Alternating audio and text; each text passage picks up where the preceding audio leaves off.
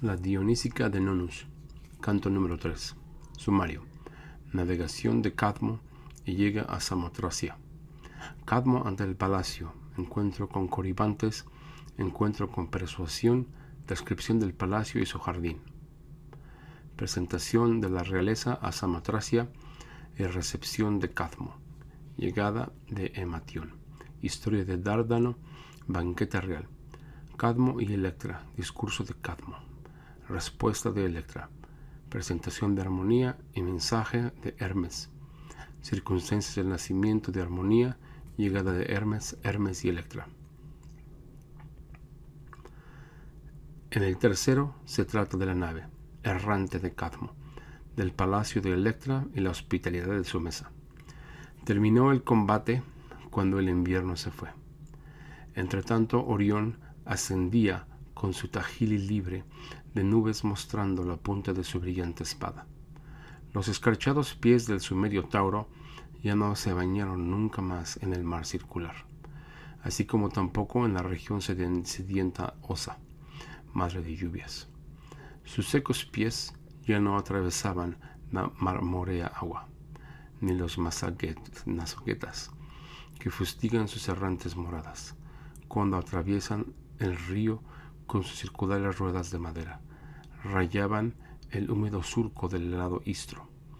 Llegaba pues el tiempo en que la fecunda estación, mensajera del céfiro, patria los capullos de las flores e impregnaba los vientos de rocío, y las golondrinas silbantes mensajeras de la primavera, que las acobijaba, acababan de llegar y con locuaz gorgueo privaban a los mortales de su sueño matinal. Y desnuda, despoja de su perfumada cubierta, la flor reía, mientras se bañaba en fecundas y primaverales gotas de rocío. Bien temprano, cuando la aurora desgarra las tinieblas, Cadmo se puso en marcha, tras abandonar la cornuda colina del elevado Tauro, a los azafranos y valles de Cilicia. Era el momento justo para la navegación. Ante el apremio de Cadmo por partir, se alzaron de tierra las amarras de los buques. El mástil de navío que en su parte más alta golpeaba poderoso los aires, permanecía firmemente erigido y azotando suavemente el punto un ligero viento cantorreaba con jadientes soplos manantiales. Su fragor acompañaba la embarcación. El caminante oleaje que ascendía de forma de volutas por la tempestad detuvo la viva danza del delfín que gusta saltar en la silenciosa bonanza. Las trenzas drisas zumbaban con agudo silbido, mientras las estay mugidas al irritado viento y la vela encinta se infla llenándose de soplo, que avanzaba en línea recta. Las agitadas olas se abrían y volvían a caer. La agua se inflaba y se cubría de espuma. El navío avanzaba con prisa a través del punto, y con los rugientes olas un resonante ruido se pronuncia alrededor de la quilla. Un surco divisor de agua se formaba. Era la impronta de la punta del timón, dejaba su paso sobre la curvada superficie marina, blanca por la espuma. Pero luego de la apacible largada de la circular carrera del 10º día, Cadmo, llevado por los calmos soplos de Zeus, se abría paso, mientras navegaba por el troyano estrecho de Helade, que tiene un asiento en el mar. Fue arrastrado por un viento ladrón del mugiente paso y conducido hacia Samos, enfrente de Escaramandro. Ahí se arman combates cerca de Sidonia. Ahí mismo se encontraba Armonía, aún virgen, reservada para Cadmo. De este modo, los proféticos vientos, poseedores de la fuerza divina, condujeron a la nave hacia la orilla tracia. Los marinos, al ver que la llamaba de la antorcha samia, que nunca reposa, se llenaron de alegría, y cuando se encontraron cerca a tierra, plegaron sus velas. Luego Llevaron la nave hacia un ancladero sin olas y acudieron al abrigo del puerto con sus agudos remos que irritaban las calmas aguas. Una uña de piedra perforada recibió las amarras de los firmes navíos. Mientras tanto, las anclas de la nave adhirieron sobre la húmeda arena del profundo golfo con sus encorvados dientes cuando el sol se ocultaba. Sobre la playa, luego el banquete vespertino, los marinos se entregaron a las arenas para dormir, desprovistos de mantas al sueño vagabundo, donde dejó un silencioso rastro sobre los agotados ojos de los mortales. Después, tras la ala del impetuoso y rojizo euro, apareció la aurora, luego de vomitar el alba. Comenzó rasguñando la cima hasta caer a los pies del escarpado Ida Teucro. Allá paseó su mirada sobre el puerto e hizo brillar la negra ola del mar que tenía enfrente. Entonces Cipris, que buscaba unir armonía con su esposo, extendió la silenciosa bonanza para evitar la navegación.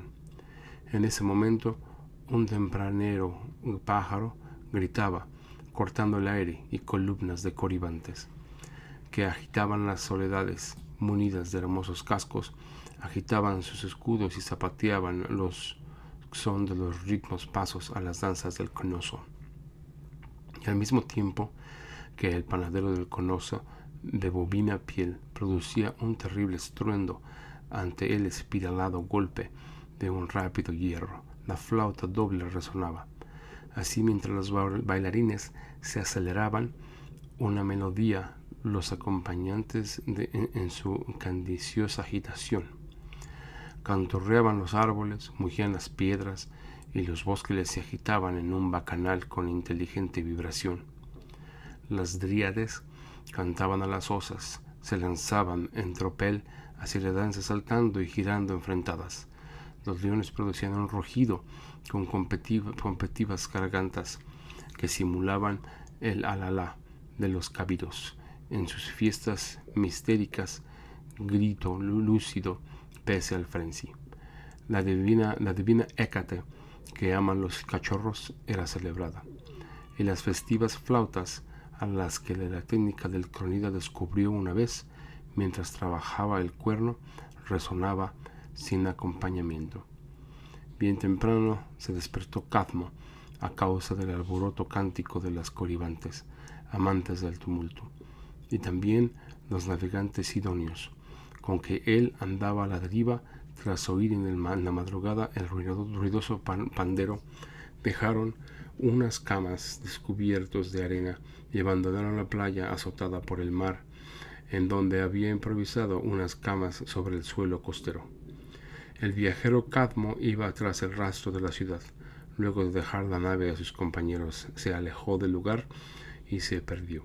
Sin embargo, Persuasión, que asiste a las uniones, investida con la forma de una mortal, se tapó con él cuando marchaba a la casa de Armonía. Ella, con el espectro de su esforzada mujer, extrajo agua de una fuente y alzó hasta la altura de sus senos, acostumbrados a las cargas, un rodeado vaso de plata, cual un anuncio de las cosas por venir. Pues era costumbre, según los ritos humectar a la novia con baños tonificantes antes de la boda. Ella se hallaba cerca de la ciudad. Allí unas mujeres, sobre ahuecados hoyos practicados en tierra, pisaban pilas de sucios vestidos que se compactaban y se entremezclaban entre el insaciante salto de sus pies, que no perdían su vigor. De este modo, Persuasión condujo a Cadmo a través de la ciudad sin guardianes. Ella lo había envuelto en una oscura nave desde el extremo de sus pies hasta su cabeza, para que busque al hospitalario rey del palacio, mientras era guiado en su camino por la autoridad de Pafía. Allí un pájaro de brillantes ojos, apostado, resguardado en un frondoso olivo, una profética corneja, abrió un violento pico y se irritó con la joven, porque iba en el encuentro de Armonía, su novia, con pies lentos para nupcias, como un viajero perezoso. Ella sacudió entonces sus alas e interrumpió los gritos de burla. «¿Pero qué haces, Cadmo? Un niño, un ignorante de amores, Eros tan presto, no ve a los novios torpes. Vamos, persuasión, sé favorable. Tú, Cadmo, se demora cuando Afrodita está ansiosa. Si el fogoso Eros te llama, ¿por qué, novio, andas lento? Qué lindo vecino del encantador Adonis. Qué lindo eres para las mujeres de Biblos, tú que habitas esa patria vecina. Pero no me equivoqué, tú no has visto el río de Adonis, ni has detenido su mirada en la tierra de Biblos, donde se encuentra la morada de las gracias, donde danza la cisterna siria, y Atena no rehuye el matrimonio. Tiene esa persuasión como guía, nodriza de los amores que se regocija con las bodas y no Artemis. Echa a un lado tus preocupaciones, goza con armonía y deja Europa para el toro. Apresúrate y Electra te recibirá. Con sus manos tu nave acogerá la carga de amores nupciales. Confía a Afrodita el comercio del amor y recibe así a su hija, a otra Cipis, que sea reservada para tu lecho nupcial. Alabarás entonces a la corneja y te llamarás profeta de bodas, pájaro de amores. Basta ya. He cometido un error, pues Cipris me venía inspirando y un anuncio del lecho de Pafia, pese a que soy pájaro de Atena. Una vez que habló, selló su locuaz boca con un silencio que servía de testigo. Y bien entonces el hospitalario palacio del rey erigido sobre las columnas se le apareció a Cadmo, que con lejos pudo distinguirlo, y mientras marchaba por el sinuoso camino por donde todo el pueblo pasa, Persuasión, con su dedo lúcido que había reemplazado el lenguaje, señaló el palacio artísticamente trabajando mediante el silencioso heraldo. Luego la diosa cambió de forma y desapareció por los aires tras lanzarse con aladas sandalias. Y Cadmo dejó errar su mirada, pues puso a observar el palacio, sabía obra de Hefesto, al cual el obrero de Lemnos construyó un día para la novia Electra, y él adornó con muchas obras de arte de acuerdo a la técnica de Mirina. El broncíneo umbral del nuevo palacio estaba bien forjado. Las vigas de las esculpidas puertas se le elevaban a ambos lados y en el medio del tejado se podía ver cómo la cima se rodeaba en forma de cúpula. Desde un umbral hacia el interior, los sólidos revestimientos de la pared construida con piedra habían sido fijados con blanco yeso. Cerca del inmenso muro, enfrente del palacio, un jardín de 4 fanegas, cubierto de árboles, se encontraba apesadumbrado por sus frutos humedecidos por el rocío. Una palmera extendía su follaje masculino sobre una palmera hembra, como testimonio de su deseo. Un peral de espléndidos frutos crecía al par de otro peral de la misma edad y desde temprano le cantorreaba, mientras en su agitación golpeaba con sus ramas al vecino tronco con un aceitoso olivo. Las hojas de los mirtos se agitaban con los vientos primaverales en las próximas de un laurel que las rechazaba. Un viento perfumado sacudía el rígido follaje de un ciprés de hermosas hojas, y entre la dulcera higuera y el húmedo granado, el fruto púrpura crecía cerca del fruto violeta de la plata de al lado. El manzano florecía cerca de un manzano. Sobre las sabias hojas del quejumbroso jacinto, queridas por Febo, estaban grabadas muchas letras naturales, y mientras el céfiro soplaba con el nutricio jardín, Apolo, insaciable de deseos, extendió su movediza mirada, pero al ver que la planta del adolescente era sacudida por los vientos, se acordó del disco y tembló por miedo a que el celoso viento hiciera mal al muchacho, hiriéndolo en los pétalos. Sí, es cierto que un día, tras verlo Apolo desimenado en el polvo, con sus ojos que no lloraban, dejó rodar una lágrima. La impronta sobre la flor reprodujo el llanto de Febo, que ha inscrito en el jacinto un lamento espontáneo. Al fin tal es el umbroso jardín. Cerca hay una fuente de 2 bocas. De una se da a beber a los habitantes del lugar. De otra, el jardinero conduce por una sequía el agua para que se divida en múltiples y sinuosos surcos para llegar a cada planta la corriente, como si viniera Febo. Murmura la piel de un laurel con voz melodiosa y dulce. Muchas estatuas de muchachos bien construidas en oro se erigen con los pies sobre una base de piedra. Ellos alumbran a los comensales con su brillo de sus antorchas vespertinas a la hora de cenar. De modo igual, una hilera de perros que parecen reales abren sus fauces rugientes e inteligentes, se disponen con artístico silencio a ambos lados de las puertas. Un perro de oro frente a otro de plata ladran junto con infladas gargantas, meneando sus colas en señales de saludo a los conocidos. Al pasar Cadmo frente a ellos, oyó un hospitalario eco de sus gritos ficticios, y ellos sacudiendo la forma de su artificial cola que agasaja a los familiares. Mientras tanto, Cadmo giraba su rostro y llevaba sus ojos de acá para allá. Aún ensorbaba el jardín de los soberanos, los triglifos y toda la belleza de las pinturas del palacio, escandilado por el centello de las piedras preciosas. Entretanto, Ematión ya había abandonado el agora y sus disputas con la gente, y sentado sobre el lomo de su caballo de gran alza él, radiante sobre Samotracia, donde reside Ares, se detuvo en el palacio real de su madre Electra. En ese tiempo el gobernante solo, sin un hermano, y llevaba las riendas del imperio, porque tras dejar el suelo patrio, su hermano Dárdano habitó la tierra de la orilla opuesta y trazó una ciudad bien fortificada que lleva nombre de Dardania, para lo cual marcó el polvo del Ida con el surco arador de su carruaje. Y con tal de beber del agua del heptaforo y la corriente del Rezo, Dárdano, hermano de Ematión, engendrado por el lecho de Zeus, a quien la nodriza dice cuidaba, dejó a su hermano la herencia y el cetro de los cabiros. Por entonces las estaciones reales corrieron al palacio de Electra con el fin de apoderarse del cetro de Zeus, del manto del tiempo y del báculo del Olimpo, para así profetizar el indestructible reino de los ausonios.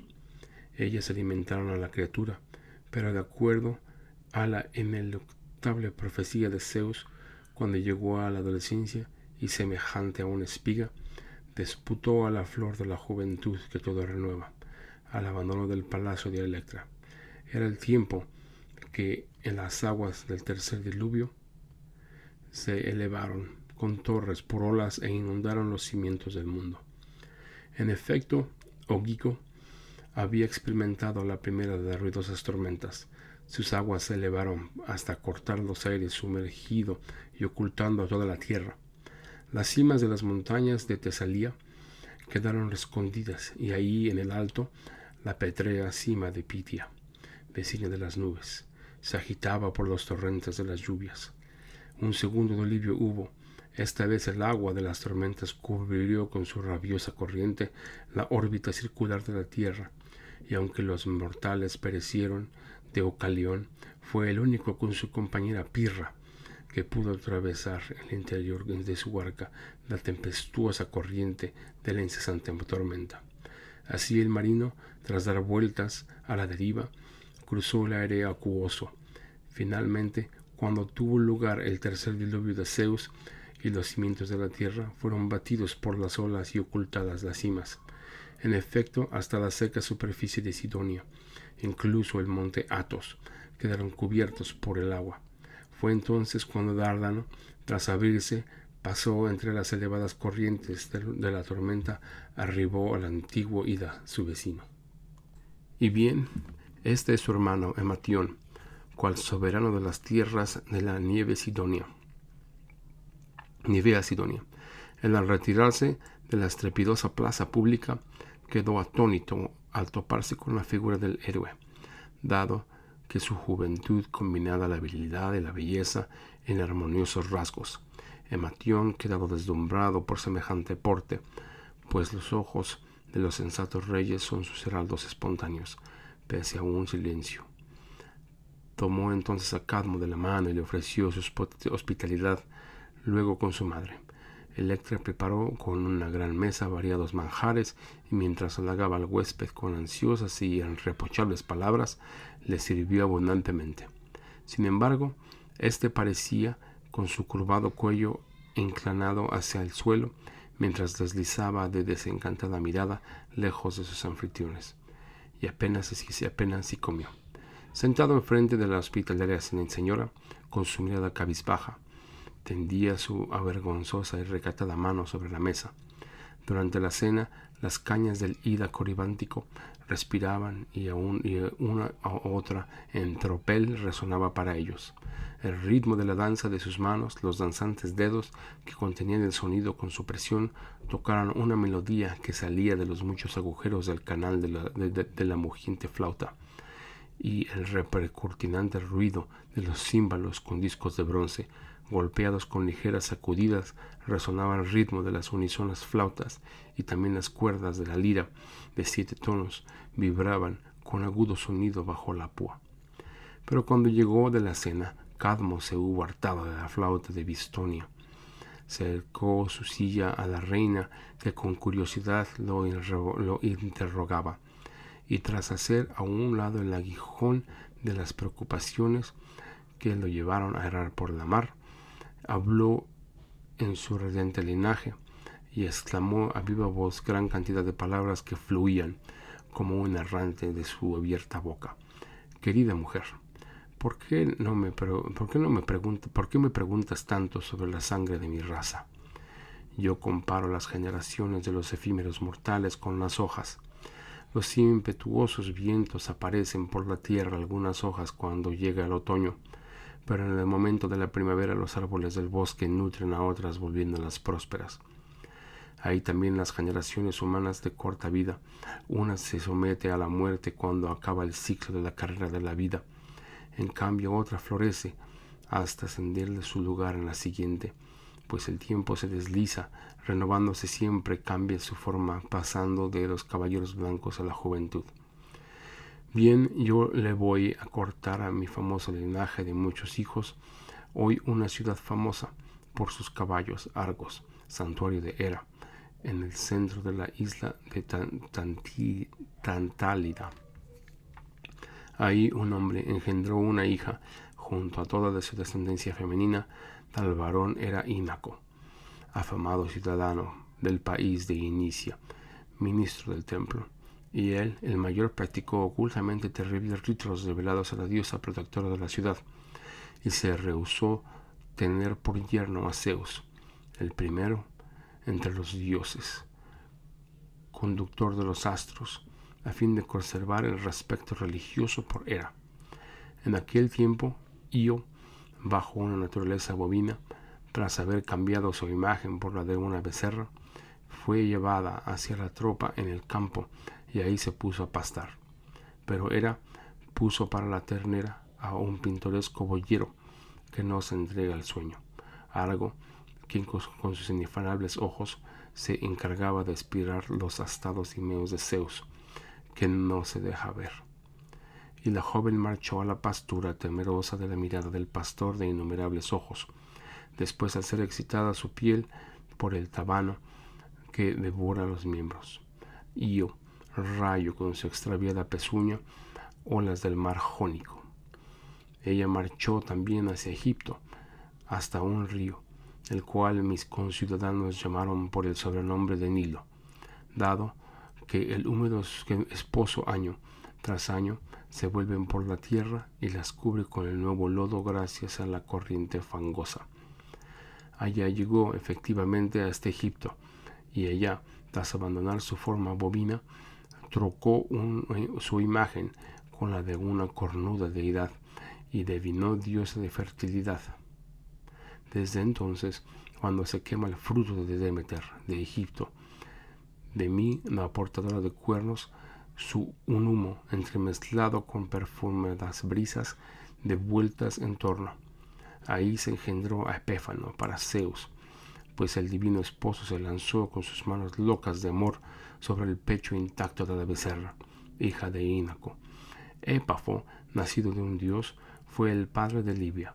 Luego, tras los pasos del lecho de Libia, Poseidón dejó su morada y marchó hacia Menfis, en busca de una doncella, hija de Épafo.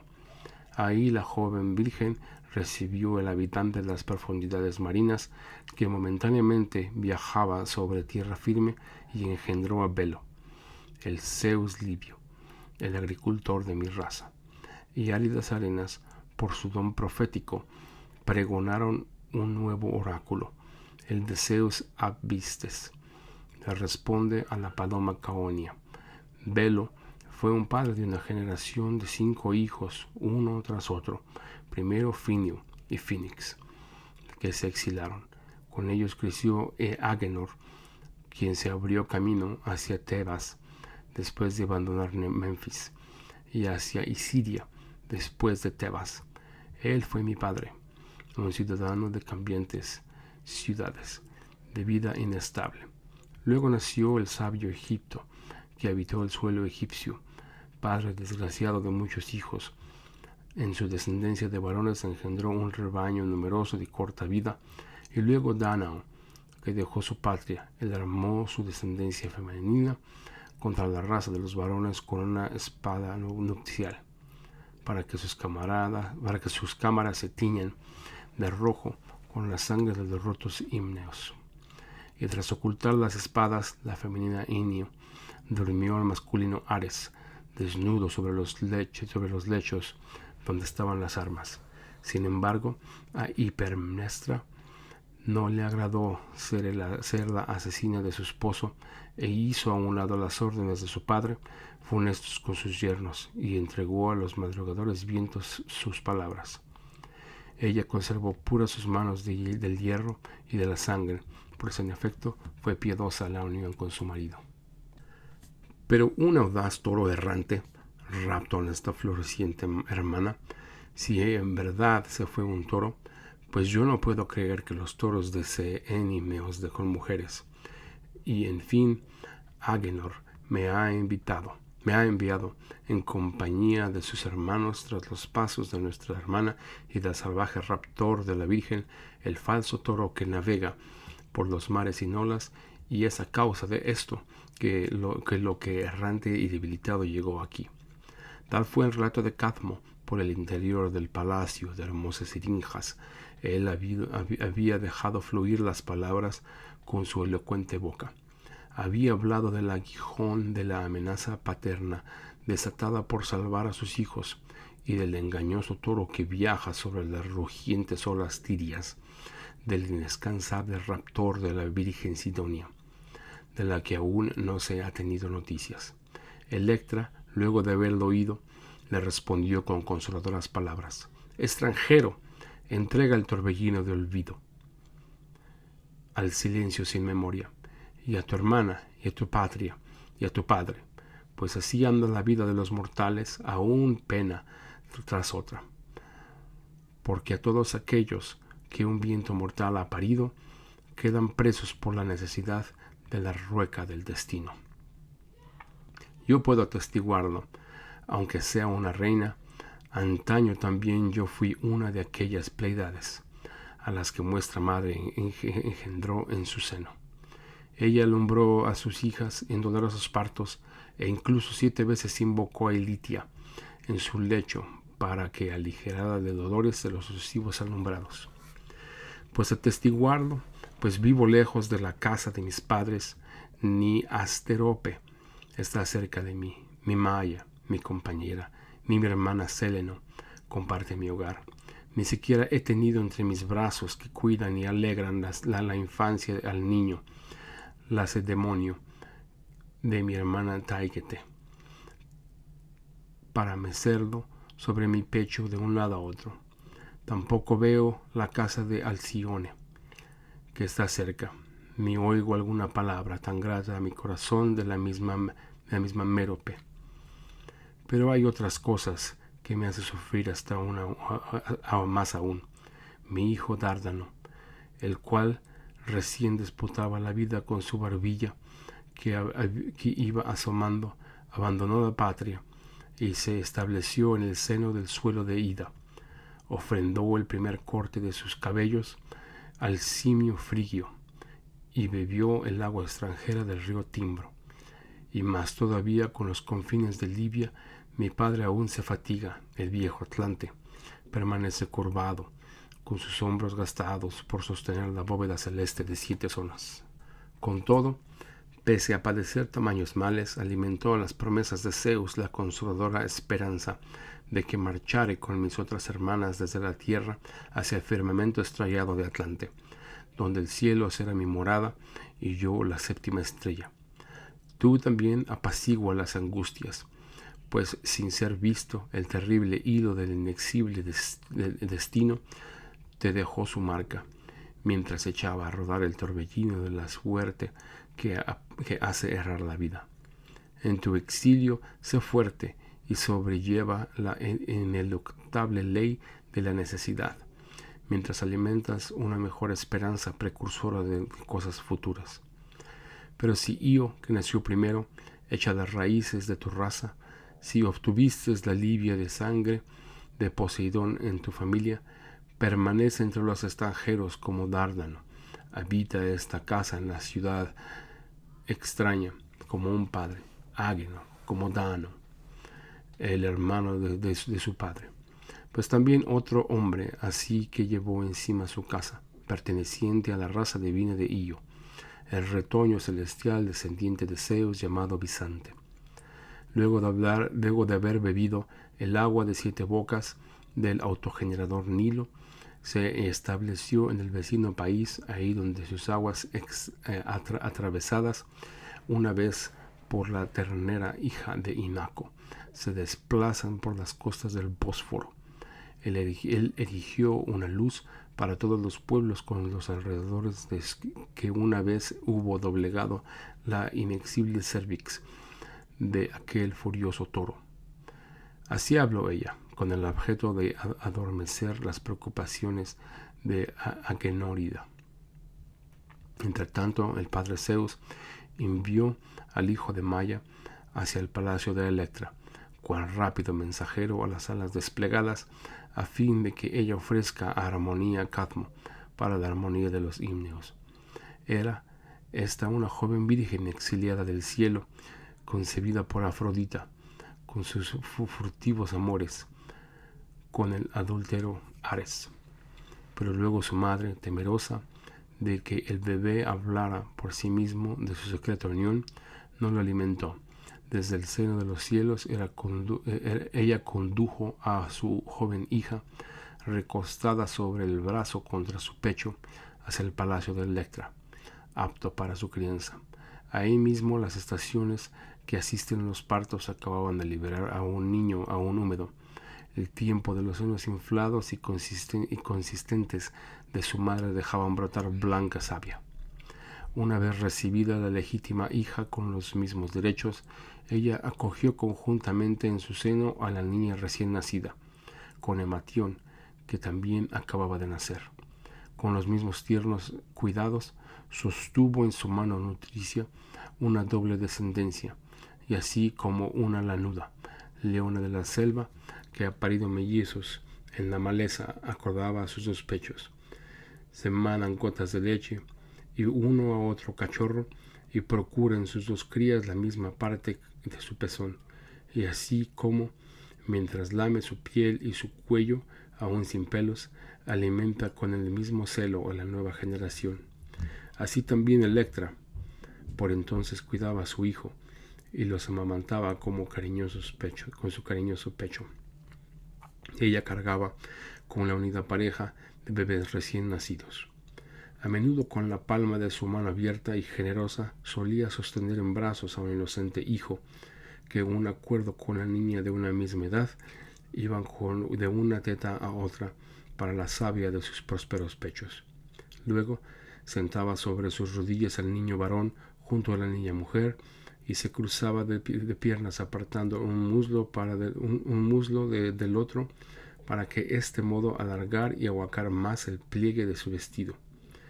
y mientras entonaba a los niños el hechicero canto del sueño, los ponía ambos a dormir por arte de madre y extendía su brazo que sostenía la nuca de ellos. Ella los acunaba sobre sus rodillas mientras sacudía el extremo de su falda sobre los rostros, a fin de refrescar con la brisa a los niños. Así lograba ella aplacar el calor cuando el viento producido desparramaba su soplo. Y bien, mientras Cadmo permanecía sentado cerca de la sensata reina, entretanto Hermes, tras ocultarse al portero con paso ladrón, entró invisible al palacio, inalcanzable con el aspecto de una joven. Alrededor de su rosado rostro, la abundante cabellera descubierta le caía libremente por dos costados. Coronaban el borde de su mejilla unos pocos pelos que despuntaban. Ellos cerraban el círculo de la naciente barba extendido de un lado de su rubio color. Como un heraldo alzó su habitual caducio. Se acercó entonces hasta la abundante mesa de un rostro invisible, cubierto con nubes desde la cabeza hasta el extremo de los pies. El banquete ya había terminado, y no lo vio cerca de Ematión, ni tampoco Armonía, ni Cadmo, su huésped, ni el coro de varones esclavos. Un cambio solo a la divina Electra se manifestó con elocuencia. Luego de elevarla al fondo del palacio sin ser visto, habló con ella y con una voz humana dijo: «Hermana de mi madre, esposa de Zeus, yo te saludo. Tú eres la más dichosa entre todas las mujeres, de ahora en más, pues la Crónida guarda para tus hijos la soberanía del universo, y tu descendencia gobierna todas las ciudades de la tierra. Esta es el dote de tu amor, y junto a mi madre Maya brillarás en el cielo con la constelación de 7 estrellas. Tras el curso del sol te elevarás con la luna. Yo soy Hermes, amante de los niños de la misma sangre que tu raza.